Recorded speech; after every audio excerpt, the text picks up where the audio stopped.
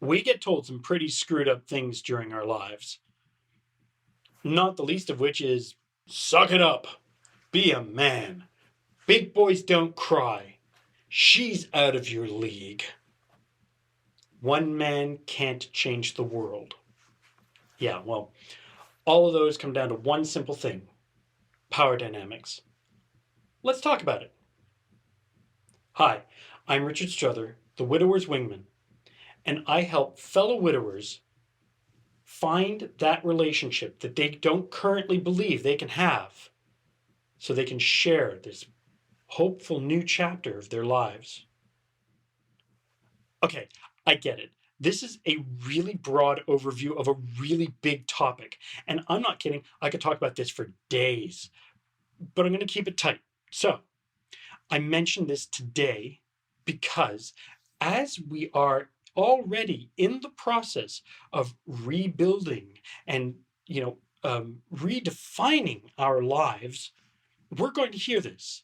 We're going to hear it from family. We're going to hear it from friends, probably even professionals, and certainly from strangers, um, often without them realizing they're doing it. And it's not just men, by the way.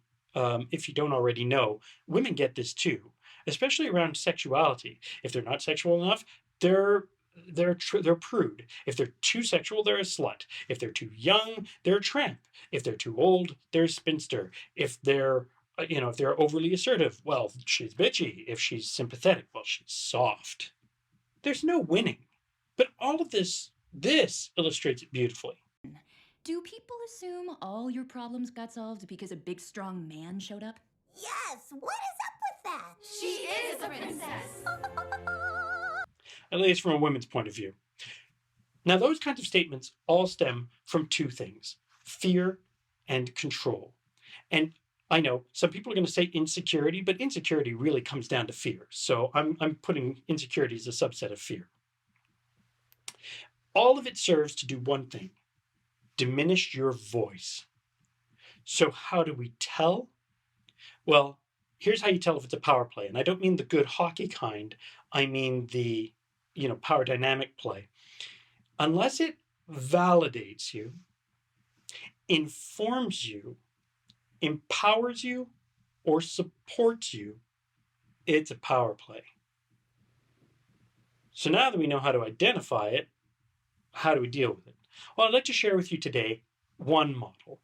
I could talk about many, but I found this one really useful over many, many years since I read the book. And it comes from James Redfield's book, The Celestine Prophecy. It's the fourth insight: human controlled dramas.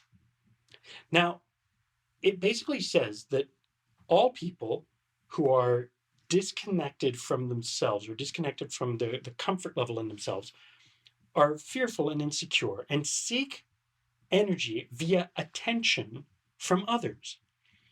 Now, there are four main ways that they do this. One is the intimidator. They are the ones who will use physical or verbal aggression to make you feel inferior and obviously keep your attention on them. The interrogator tends to ask questions that are borderline aggressive, overstepping, keeps you uncomfortable, definitely keeps your attention. There's the aloof, who's distant. They keep you at arm's length. They don't really share their opinions. They tend to be non-committal in their answering. Oh, well, maybe, I don't know. Having a conversation with them is like pulling teeth. Again, keeps your attention. And the last one is the poor me. The people who use guilt and pity to manipulate, oh, it's fine, I'll just do everything myself. The guilt trips, or um, oh, well, you never believe what happened to me. It's just been my day. I've had a terrible day, a terrible week, a terrible month, terrible years, all of that.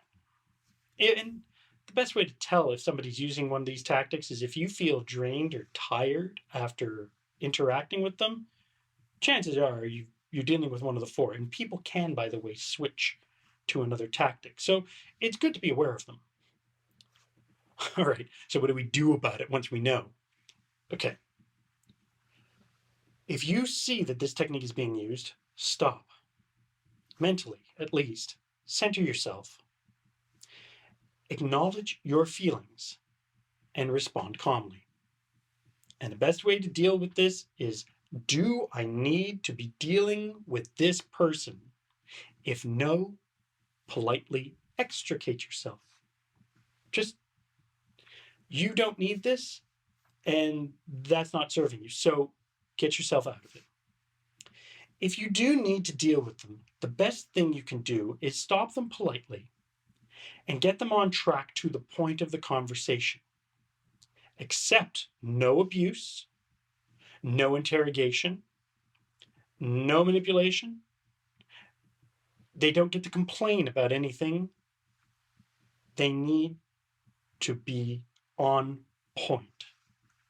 And if they try to use any form of manipulation on you, any of the things we've discussed, the best thing to do, if they insist on going that direction, is thank you, but maybe we're not ready to talk about this.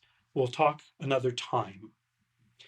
Sometimes it's not feasible. Again, then you have to get them right back on point. Just keep driving them to the point of the conversation. Calm and centered is the key, and de-escalating their control drama. As for the statement of one person can't change the world, well, it's bull. If you look historically, it's the only thing that ever has. I'm not saying it doesn't take time. It takes time to plant a seed, to nurture it, to get support for a dream or idea, to get momentum behind it, and to build that into a change. But a single person having a dream or idea is the only thing that ever did. If you want to talk more about this, head over to thewidowerswingman.com. There you can book a free call with me directly, or join one of the monthly roundtable sessions. This is not a webinar. This is not a. Everybody has a voice. Everybody gets to share. I want to meet and hear from you. I want to have these kinds of discussions that we need to have, because we do need to have them.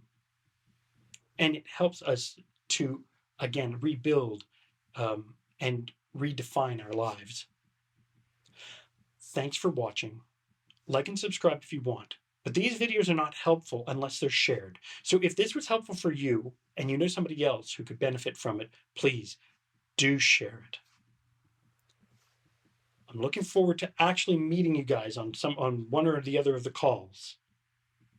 I'll see you in the next video.